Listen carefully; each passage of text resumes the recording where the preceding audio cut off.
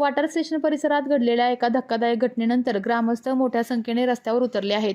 भीषण अपघातात गंभीर जखमी झालेल्या 21 वर्षीय युवकाला वेळेत ॲम्ब्युलन्स न मिळाल्याने त्याचा मृत्यू झाल्याचा आरोप नागरिकांनी केला आहे. अपघातानंतर युवक रक्ताच्या थारोळ्यात तडफडत पडला होता. मात्र वारंवार संपर्क करूनही ॲम्ब्युलन्स घटनास्थळी पोहोचली नाही. अखेर नातेवाईकांनी खासगी पिकअप वाहनातून युवकाला सातारा येथील रुग्णालयात नेले. मात्र उपचारापूर्वीच त्याची प्राणज्योत मावळली. या घटनेनंतर संतप्त ग्रामस्थांनी प्रशासनाविरोधात तीव्र आंदोलन छेडत वॉटर स्टेशन परिसरात कायमस्वरूपी ॲम्ब्युलन्स सेवा सुरू करण्याची मागणी केली आहे. तसेच सुरू असलेल्या रस्ते कामांदरम्यान सुरक्षा उपाययोजना आणि दिशादर्शक फलक लावण्याचीही मागणी नागरिकांनी केली आहे. ॲम्ब्युलन्स भेटलेला आहे. एका तासासाठी आमच्या भावाचा जीव गेला इथं. तिथे पण ॲम्ब्युलन्स तिथं भेटलेलं. आम्ही शेवटी आमच्या घरच्या गाडीला तिथं सरकार दवाखान्यात तिथं नेलं. आमचे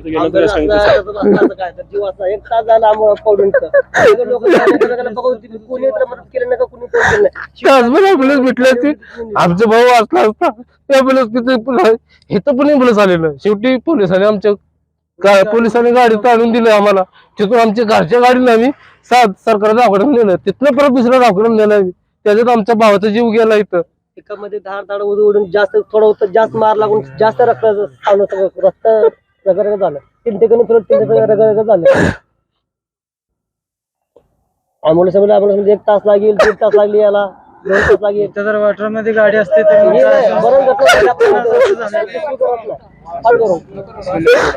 आम्ही काय म्हणतात ते गोपाळ तुम्ही काय तुम्हाला काय कळत नाही.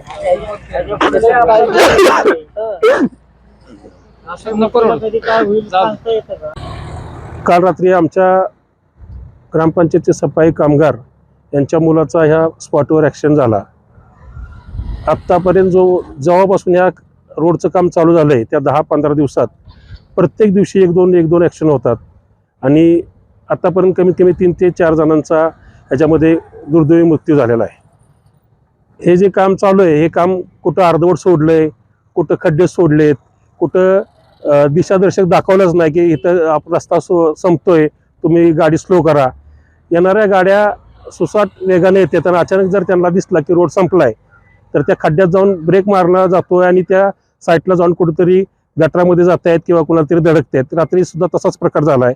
सातारावरून येणारी सुसाट गाडी नंतर तिला समोर आल्यानंतर खड्डा दिसल्यानंतर जाणाऱ्या युवकाला ती धडकली आणि त्या दुर्दैवी घटनेमध्ये त्या युवकाचा मृत्यू झाला. आमचं वॉटर स्टेशनच्या सर्व ग्रामस्थांचं असं म्हणणं आहे की जोपर्यंत त्या कॉन्ट्रॅक्टदारावर 302 सारखा सदुष्य मनाचा गुन्हा दाखल होत नाही तोपर्यंत हे असल्या घटना थांबणार नाहीत. कारण आतापर्यंत सातारपासून लोणंदपर्यंत जे काम चालू आहे त्या कामामध्ये असंच प्रत्येक ठिकाणी चालू आहे की जिथं कुठेही दिशादर्शक दाखवलं नाही किंवा लाईन कशी आहे ती सुद्धा दाखवली नाही. कुठं गटर त्या रोडपासून हाईटवर आहेत तर कुठं गटर त्या रोडच्या खाली गेलेत. त्यामुळं रोडचा अंदाज येत नाही किंवा मधनं साईड पट्ट्या मारल्या नाहीत. त्यामुळं माणसांना कळत बी नाही की रोड कुठं कट झाला आहे. ह्या घटनेमुळं होणाऱ्या परिणामाला आपल्याला जर सामोरं जायचं नसेल तर संबंधित कॉन्ट्रॅक्टदाराला समज देऊन त्याच्यावर गुन्हा दाखल झाला पाहिजे, एवढीच आमची मागणी आहे. किती वय होतं जो कालचा ऍक्सिडेंट झाला त्या मृत पावलेल्या किती वय होतं? 34 वय. काल जो ॲक्सिडेंट झाला त्या युवकाचं वय रेकॉर्डवर 21 आहे आणि तो आपल्या इथल्या ग्रामपंचायतच्या कर्मचाऱ्याचा मुलगा होता.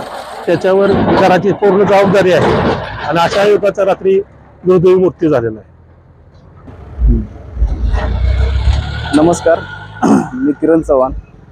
काल रात्री 10च्या सुमारास झालेला ॲक्सिडेंट सागर संपत चव्हाण या तरुणाचा इथं या रस्त्याच्या निकृष्ट कामामुळे त्याचा बळी गेलेला आहे.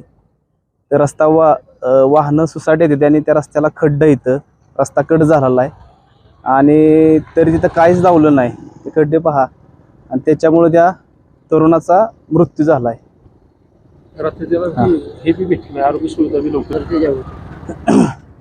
काल झालेल्या घटनेमध्ये त्या मुलाचं पूर्ण कुटुंब बेवारस पडलेलं आहे आणि त्या कुटुंबावर मोठी आता संकट आलेलं आहे आणि त्या घटनेमुळे मुलाच्या घरच्यांची परिस्थिती पूर्ण खालावली आहे.